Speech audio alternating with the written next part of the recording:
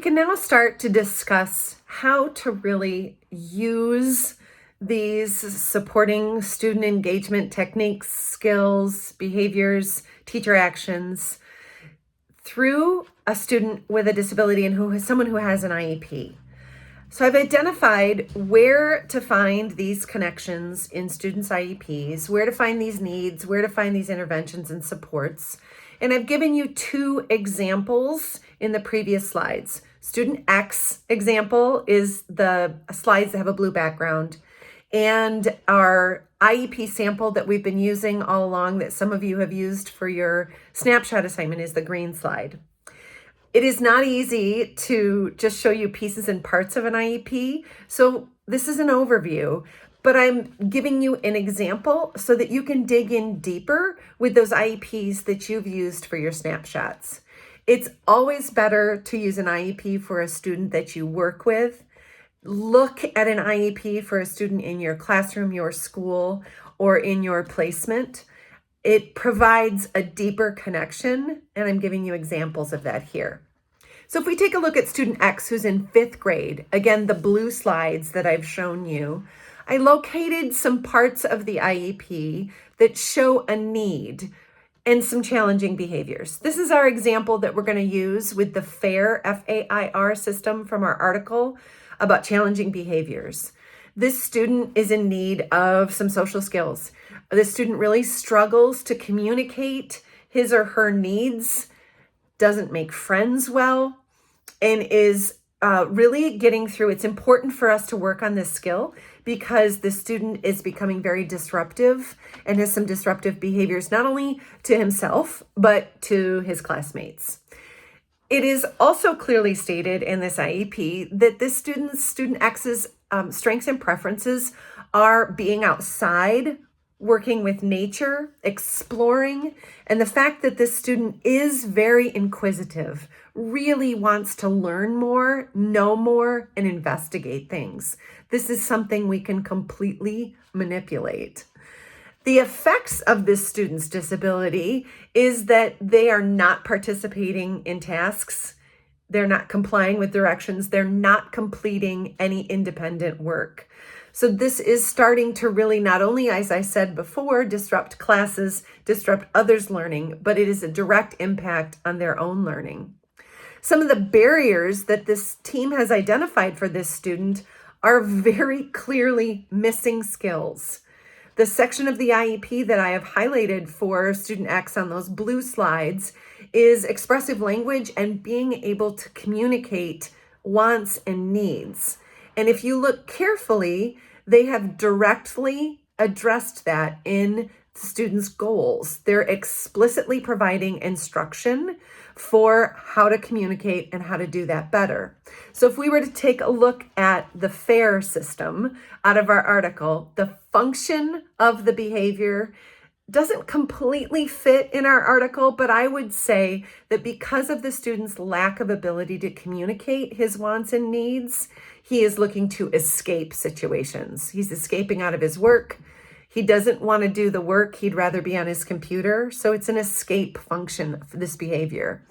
Accommodations that we could suggest and make either in the IEP or in practice would be a strong peer support system or peer mediated learning where we could use a buddy system. I also think a visual schedule would be amazing for this student, providing countdowns for ending a preferred activity before starting a non-preferred activity. Interactions, the I to be very careful of with this student as the adult and the instructor in the rooms would be to make sure that you're not using asking yes and no things or using commands. I think those would likely be triggers with this student. And again, our responses to this student's challenging behavior need to be careful and calculated. I think if we focus on natural consequences and offering a lot of student choice in response to behaviors and monopolizing that his interests and preference in student choice, we could get farther. For example, as we see the behaviors start to escalate, if a student doesn't want to walk away from the computer and start a non-preferred task, we could put some student choice and some preference into that non-preferred task so it maybe becomes more motivating for that student. Just an example of a challenging behavior, where to find that evidence, where to find those pieces in the IEP, and then how to start to create a plan with that. I'm just giving you a very basic overview of that. If you look at our sample that we've been using throughout the term, some of you used the IEP sample for your snapshot assignment, and I talked about this last week also. I'm using the same writing skill example from the IEP. Again, this is the green slide. And instead of it being a paragraph writing skill that we focus on this week, in order to support this student's engagement, the skill that we're looking at this week is completing the assignment. It's doing the writing. It's working independently. This student's strengths and preferences, I have to guess a little bit because I don't have as much information about this student, but we know that this student will write and will work with a staff member one-on-one. I'm guessing this student has a deep interest in something. If we can find out if they're interested in music or TikTok or Pokemon or whatever it is that this student is interested in, if we could allow student choice to start writing about that and then to move on to other strengths and preferences, other things that they can write about in order to get the required work done. The effect of this student's lacking skill and their disability is that they're not writing, they're not getting their work done, and they're not completing the assignments. Again, I think the barriers here are some missing skills. Even though it's not directly identified in this sample from the IEP, this student likely lacks some executive functioning skills, maybe on how to plan out their work, how to create an environment in which they can work.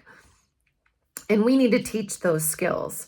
Some accommodations and modifications we could provide for this student would be a very popular one that I used a lot in my high school classroom and in my elementary classrooms would be that every other assignment could be done on technology using Google Voice, using all the technology supports that are out there. And every other assignment we did some handwriting with. So finding out what the preference is there and accessing technology and kind of leveraging that piece. We could also use chunked assignments and graphic organizers to support this student in the organization needed behind being able to complete a writing assignment. This is really important because what's happening here is this student is lacking in written communication.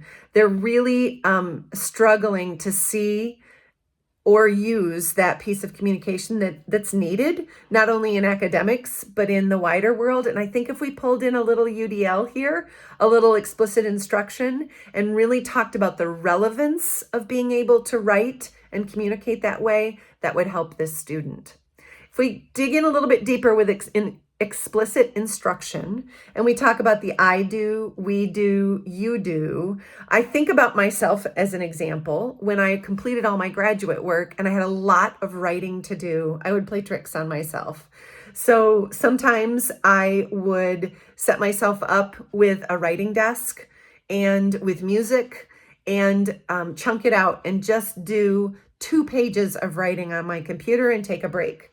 And then 2 pages of writing on my computer and take a break. That would be very easy to model for the student, where I would write part of it and take a break and have that student join me with the break.